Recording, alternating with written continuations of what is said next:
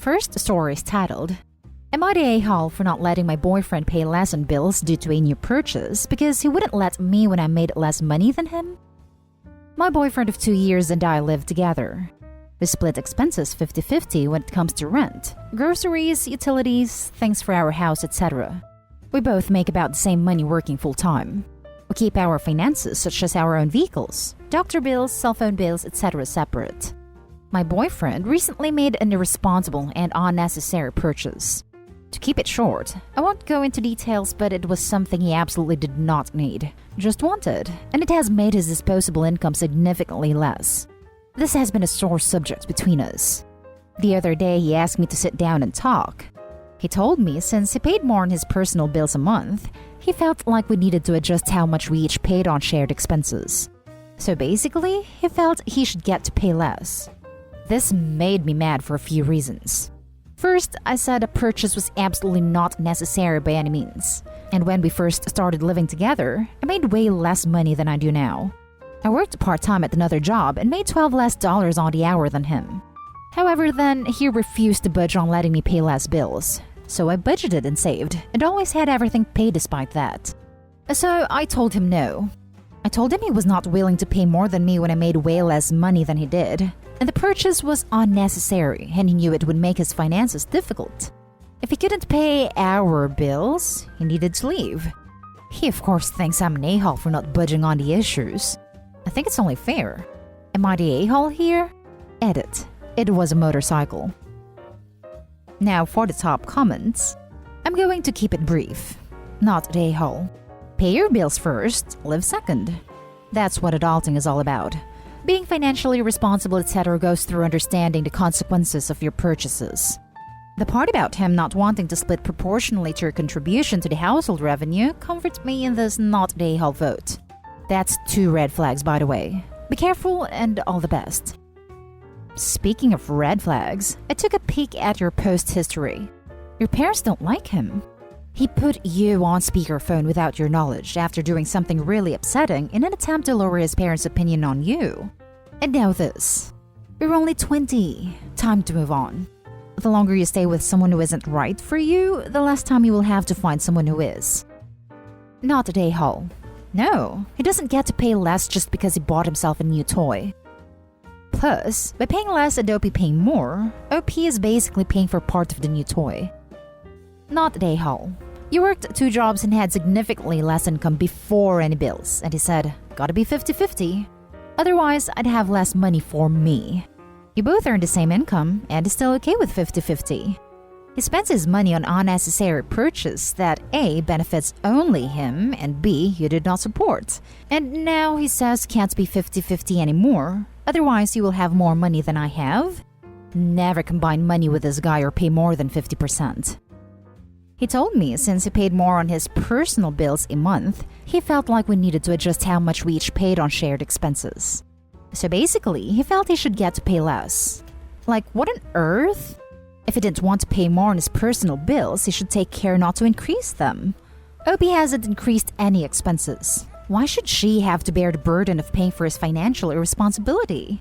The shared bills didn't increase, which means OP has no responsibility in causing the increase. But she has to pay the price? I can't put into words how ridiculous and entitled his request is. What exactly do you see in this guy, OP? He sounds like a piece of work and more trouble than he's worth. I can't imagine him being giving and fair in other areas of your life. If this is how stingy he is with spending money on you, well, feeling entitled to you spending money on him. Now for the next story. Am I the a-hole for telling my boyfriend I don't want to hear him teach me lessons in every conversations we have? My 27 female boyfriend Rick, 28 male, and I have been dating for a little over a year. We live together and I love him very much. So, needless to say, I can see myself marrying this man. I love that we can have stimulating and intelligent conversations together over dinners, in car rides, and really anywhere and everywhere. We talk all the time about a wide range of topics. Rick is really smart, works in finance, loves history, understands the economy and how it works, etc. I love that about him.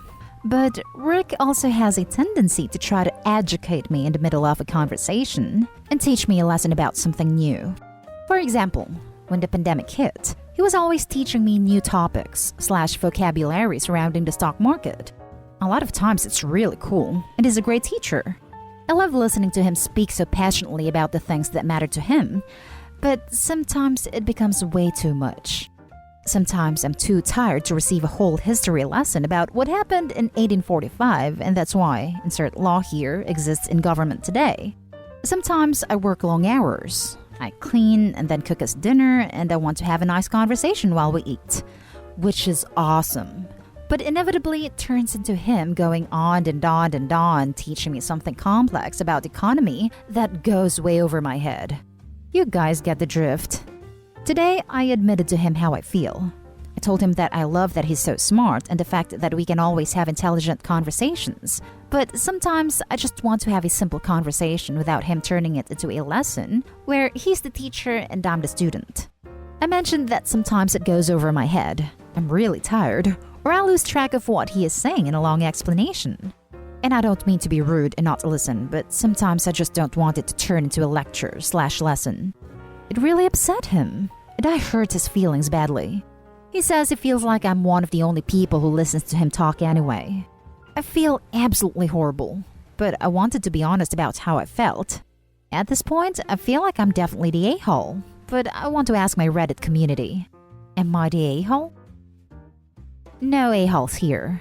I think anyone reasonable can see where you're coming from, and you handle the issue like an adult by communicating with him about it.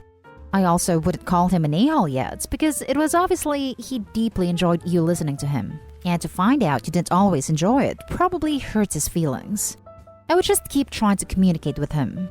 Tell him you love how smart he is, how passionate he is. You love to learn from him, but no one wants to be in a class at all hours of the day, especially after a long day's work.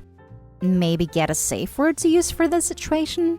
So if you come home, you can say, Aurora Borealis right away, and he knows you're too exhausted to think. From what you said, you like listening to him talk to a certain extent. But if he talks too frequently and for too long, it can lose the initial interest and border on rambling. Your feelings are entirely reasonable. And when any basic interaction or intimate moments turn into a lecture, it can be quite tiring. If you feel like the a-hole for telling him how you feel, don't. It is better than the alternative where you bottle it up and eventually snap on him on an escalated and unwarranted level, causing damage to the relationship. I wonder if there's a reason you are one of the only people who listens to him talk, not the a-hole. Not the a-hole? Has he thought about starting a podcast? It might take some of the heat off you, Opie. No a-holes here. It's perfectly reasonable to need some low-key downtime after a long day. You're being perfectly fair in asking him to tone it down a bit when you're tired. It sounds like he's been told by others in his life that he talks too much or something, so it's probable that you've hit on a sensitive subject and is hurt. It doesn't sound like he's being rude about it, just that he's sad. I'd say you'll need to talk through this a bit more to find an ideal balance between the complex talks and the simpler ones. But overall, I don't think anyone's being an a-hole here. Mostly this feels like a bump that comes along with learning to coexist. Hope you guys work it out. Sometimes I work long hours. I clean and then cook us dinner. Maybe he should do this, and he won't have the energy to try to teach things you don't care about. Not the a-hole. The next story is titled, Am I the a-hole for tricking my husband into letting me take all of our fun money budget? I know the title sounds bad, but it's more reasonable than it sounds. Long story short, my husband and I have a very detailed budget that we're fairly strict about. This has allowed us to pay off all of our debt and buy a house in the past 5 years. Part of this budget is $100 of fun money. Usually, most of it goes to him, as he plays video games, and they're like $60 a game, but I haven't minded as my main spending is on books, which are pretty cheap. Plus, he brings in more money than I do. It's worked out well so far. So, the issue is this month. In November, we had a baby, and in December, I got sick of doing all the household chores. It's been this way for most of our relationship, where sometimes he pitches in more, but it never sticks. I was fed up with raising this baby and doing all of the housework, so I suggested that we have the main fun money pot, but we have our own separate buckets too. And each time one of us does a chore, they get 50 cents from the main bucket into their own bucket. Each chore takes about 5 minutes, though some take much longer, like laundry. So that ends up being about $6 an hour, which is way cheaper than it would cost to hire a cleaner, which is how I pitched it to him. Baby care isn't part of the chores either. He agreed because he felt it would help motivate him to help me more. Cue eye roll. So we agreed on the chores and started this on February 1. He did some major cleaning the first couple days, cleaned the whole kitchen and living room, but it quickly tapered off. All in all, he's made about $7. Meanwhile, I've gotten the rest of the fun money pot. He hasn't cleaned anything in almost 2 weeks, so he hasn't noticed. Well, today he wanted to buy a game and realized there was no money left as joint fund money. He asked me to give him some of mine, and I said no. He blew up on me that I knew that I was going to get all of our fun money, which is true, and that I was just being a petty a-hole and just keeping money I normally wouldn't have spent anyway just to prove a point. And again, that's true.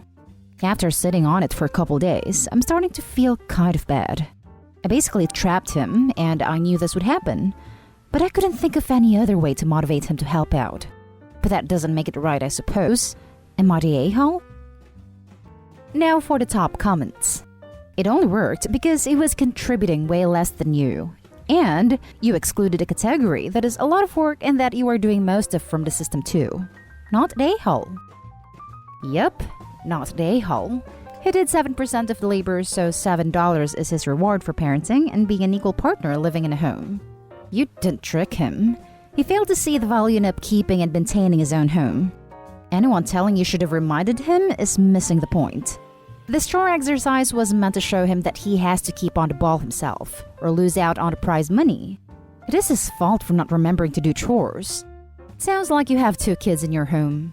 One sounds like a teen, grumpy over his allowance money. Also, reminding him and having to manage the chores, keeping track, do we have what we need, did everything get done, etc., is just another kind of work. The mental load. Here's a comic by Emma that also covers the topic. Maybe one of them will help him understand that making a system where OP has to remind him to do things just makes even more work for her. Not the a-hole. Lol, not the a-hole. Equal pay for equal work. Not the a-hole.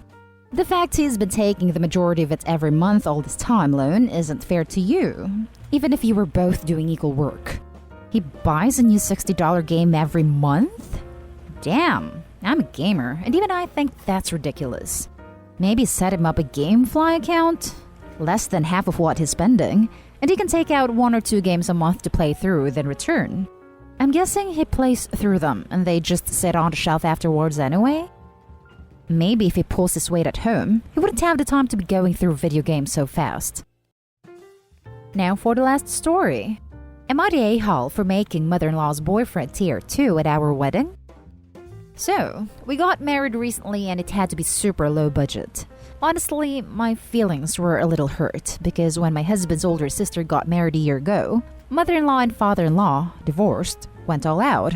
But they are against us getting married because of our ages, both 20, not being done with school, so they did not offer to help.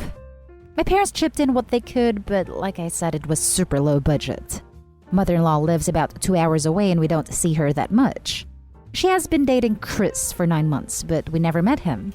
She wanted to bring him to the wedding, which was fine, but to save money, we had tier 1 and tier 2. If you were in tier 1, you could pick from an Italian sausage, a steak, a hot dog, or a burger for dinner. If you were tier 2, it was just a burger or hot dog, and there was only enough cake for tier 1. Mother-in-law and Chris ended up to get food, and my cousin who was grilling asked what they wanted. No one told them about the tiers, so Chris asked for steak. My husband overheard and explained the tiers. Only family and a couple best friends were tier 1. Chris was laughing, but said it was okay, but mother-in-law made a big deal. She called us rude and tacky 3 times. My husband told her to stop causing a scene, and Chris said it was really okay, but she was clearly pissy. Mother-in-law texted us the next morning that our party was embarrassing and that we are tacky. Most of the people seemed to get that we were saving money, and I didn't have any complaints. Father-in-law and sister-in-law agree with mother-in-law though, and said we were bad hosts. You're the a-hole for having tiered food like that at your wedding. Seriously? So disrespectful to anyone in tier 2? Yikes. At least their friends and family know where they stand with the newlyweds now. One of the nastiest and tackiest things I've ever heard of at a wedding. You're young. Your older self will wonder what in the world you were thinking. This just isn't done. Cringe-worthy. This kind of decision-making ability is exactly why you should get married at 20.